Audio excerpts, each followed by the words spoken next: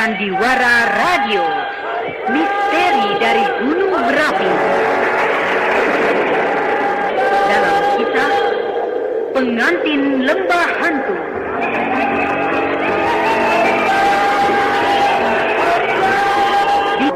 Naskah karya Asmadi Syafar dengan para pelaku Hari Aki sebagai Samsuri, Ana Rusli sebagai Rosmina, Iwan Kamajaya sebagai Salihun, Withendra sebagai Mardian, Iwan Sanjaya sebagai Badirul, dan pembawa cerita Neni Sumardi.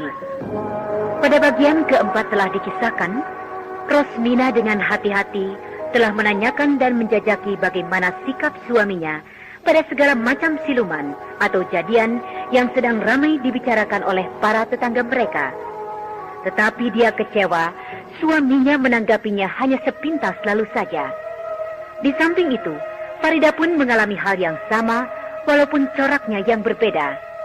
Karena niatnya untuk melarikan diri bersama Sembara ditanggapi oleh bekas kekasihnya itu dengan sambutan yang dingin. Ini membuat dia menjadi malu bukan main. Padahal Farida memang sedang dalam kesulitan dan ketakutan yang amat sangat. Takut karena sudah beberapa kali Mardian akan mencekik atau menggigitnya dengan pandangan yang sangat mengerikan.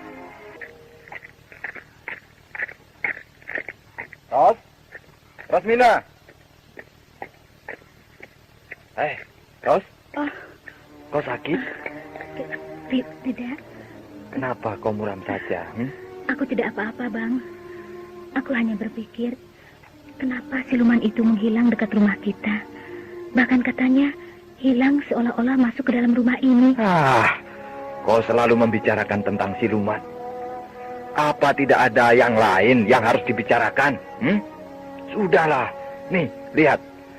Aku membawa ikan dari pasar. Ikan ini besar-besar. Tolong ya, kau goreng. Aku sudah lama tidak makan ikan mas yang besar-besar begini. Ya, baiklah. Mana ikannya, Bang? Nih, besar-besar kan? Iya, besar-besar.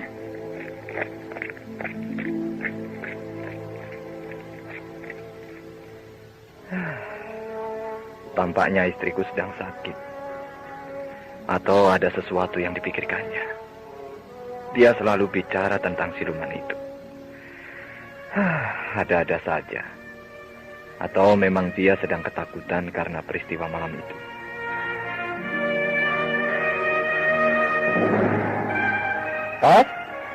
Rosmina! Tidak ada jawaban. Apakah dia tidak membersihkan dan menyiangi ikan-ikan mas itu? Kuku-kukumu itu. Aku ngeri melihatnya. Iya, akan kupotong. Aneh. Rosmina membersihkan ikan-ikan itu sambil menggeram-geram. Seperti kucing yang sedang marah. Dan kuku-kukunya itu sangat mengerikan. Dan menakutkan tampaknya. Apakah dia pikir bagus punya kuku panjang dan hitam mengkilat begitu? Aneh. Sungguh-sungguh aneh. Rosmina banyak berubah sekarang. Kenapa perasaanku tidak enak ya? Seperti ada sesuatu di dekat rumah ini. Ya, benar. Anjing itu melolong. Pasti dia melihat sesuatu. Mungkin dia melihat makhluk halus.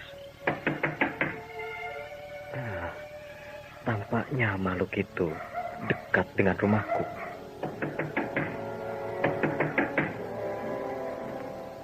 Apakah tamu yang mengetuk pintu ini makhluk halus itu? Aku harus hati-hati. Siapa tahu ada orang yang akan mencobaku. Lalu dia mengirimkan makhluk halus ini padaku. Pak Salihun. Suara perempuan. Tengah malam begini ada perempuan datang kemari. Pak Salihun, apakah sudah tidur? Siapa? Aku, Pak. Rosmina. Rosmina. Tapi kenapa perasaanku tidak enak ya? Ya, tunggu. Kau Rosmina? Iya, Pak. Kau selalu datang tengah malam begini. Iya, Pak. Memenuhi janjiku pada Bapak. Kau wanita yang berani, Rosmina. Berjalan di tengah malam begini. Karena terpaksa saja, Pak. Ya. Masuklah.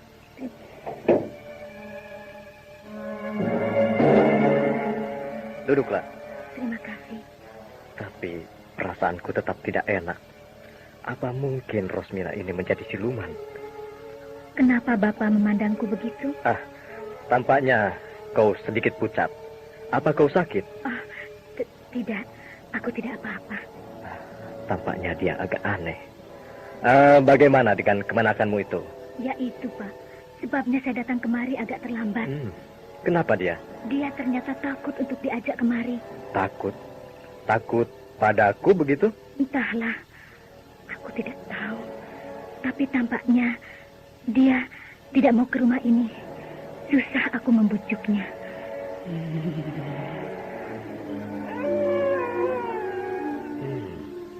Rupanya orang ini juga sakit.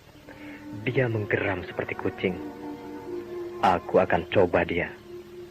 Kenapa Bapak memandangku begitu lagi? Dan kau kenapa tidak mau memandang mataku?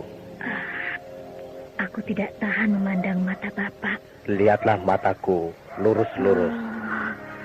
Jangan. Aku tidak mau. Memang, rupanya dia sedang sakit. Dia tampaknya bisa jadi siluman. Pantas anjing itu dari tadi tidak berhenti melolong. Pak, sudah. Aku tidak mau ditatap seperti itu. Kenapa kau? Kau sakit? Aku tidak tahan. Aduh, aku seperti dibakar. Ya, kau rupanya sakit. Tidak, aku hanya kurang tidur. Baiklah kalau begitu. Mari kita salaman, agar kau selalu tetap selamat. Ayo, mari kita salaman. Kenapa kau menggeleng? Tidak apa-apa. Mari, jabatlah tanganku. Nah, begitu. Jangan takut.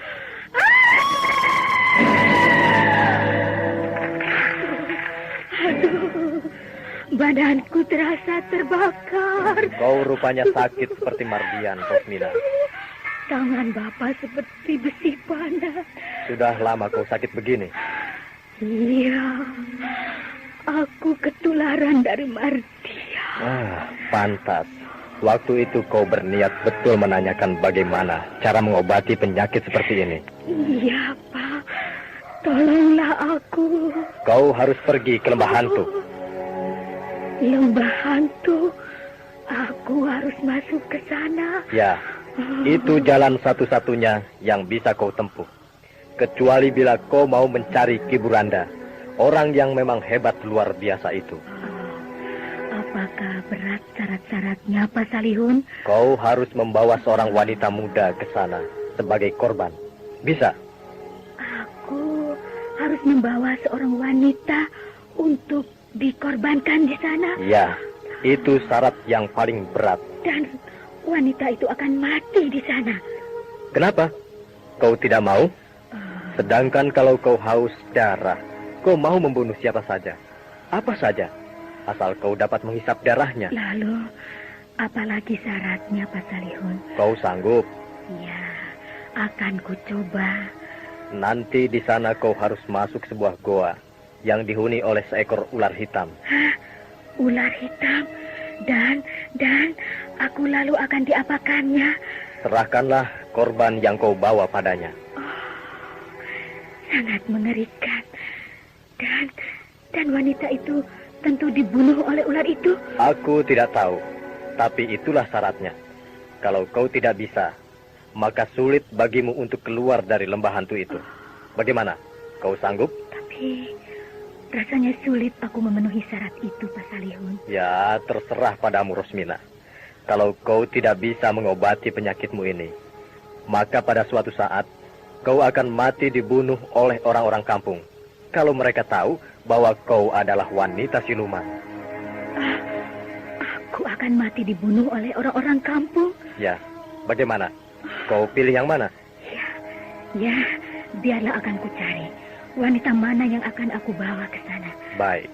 Tapi kau harus ingat, kau harus membawa wanita itu ke lembah hantu pada tengah malam di saat bulan purnama penuh. Kapan kau akan pergi membawa wanita itu kemari, Mardian? Ya, dalam waktu dekat ini, Pak. Kalau bisa, secepatnya. Bisa? Ya, bisa, Pak. Siapa nama wanita yang akan kau bawa kemari itu? Namanya Rosmina. Rosmina ya. Jadi begini. Sebaiknya kalau dia memenuhi syarat untuk dijadikan tumbal, kau bawa saja langsung ke lembah hantu. Bagaimana saya bisa mengetahui bahwa dia itu memenuhi syarat, Pak Badirul? Kau tidak usah memikirkan itu. Nanti penghuni lembah itu yang akan menentukannya. Kau hanya masuk ke dalam sebuah gua yang kau temui di lembah itu. Dan di dalamnya, kau akan menemui seekor ular hitam yang besar. Nah, serahkanlah kepada ular itu. Hah? Lalu ular itu akan memakan wanita yang kubawa itu, Pak Badirul? Tidak. Tapi kau tidak usah berpikir tentang apa-apa. Serahkanlah semuanya pada ular itu. Dia nanti yang akan menentukannya. Sebuah syarat yang menakutkan. Kapan saya harus membawanya ke sana, Pak? Datanglah ke lembah itu bila bulan purnama penuh di tengah malam. Sanggup? Syaratnya berat sekali, Pak. Terserah padamu. Kalau kau tidak bisa memenuhinya, maka pada suatu saat orang-orang kampung akan membunuhmu. Karena mereka benci pada harimau siluman yang merusak kampung mereka.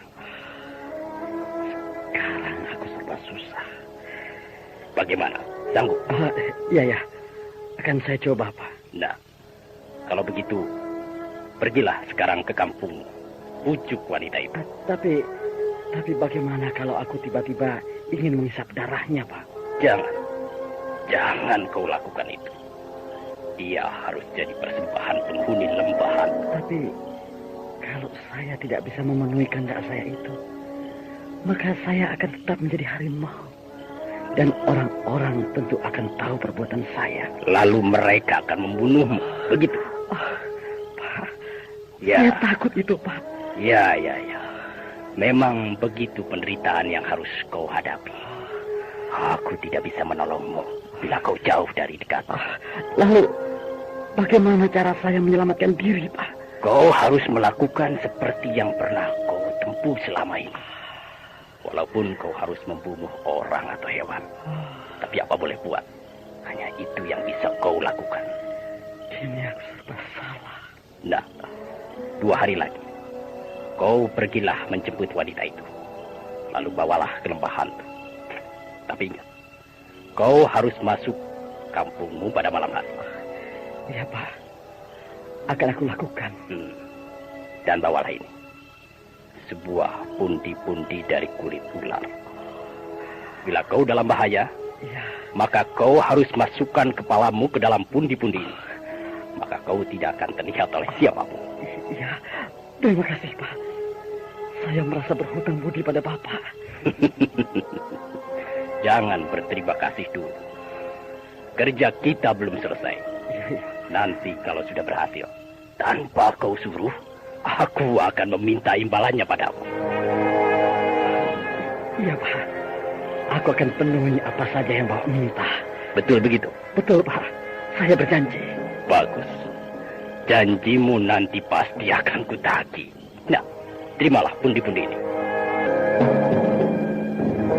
Ternyata syarat yang diajukan oleh Pak Salihun kepada Rosmina persis sama dengan syarat yang diajukan oleh Pak Badirul kepada Mardian. Cuma saja dalam hal ini Mardian sudah berniat akan membawa Rosmina sebagai tumbal yang diminta oleh Pak Badirul. Sedangkan Rosmina masih berpikir, wanita manakah yang pantas dan bisa dijadikan tumbal? Kejadian-kejadian ini tampaknya bertambah serius. Nah, apakah Sembara akan tinggal diam saja bila dia tahu rencana yang berbahaya ini? Ataukah dia hanya sibuk dengan rasa diremehkan oleh Farida? Dan bagaimana seandainya tiba-tiba Farida yang jadi tumbal? Apakah dia bersedia menolong wanita yang sebenarnya masih dicintainya itu?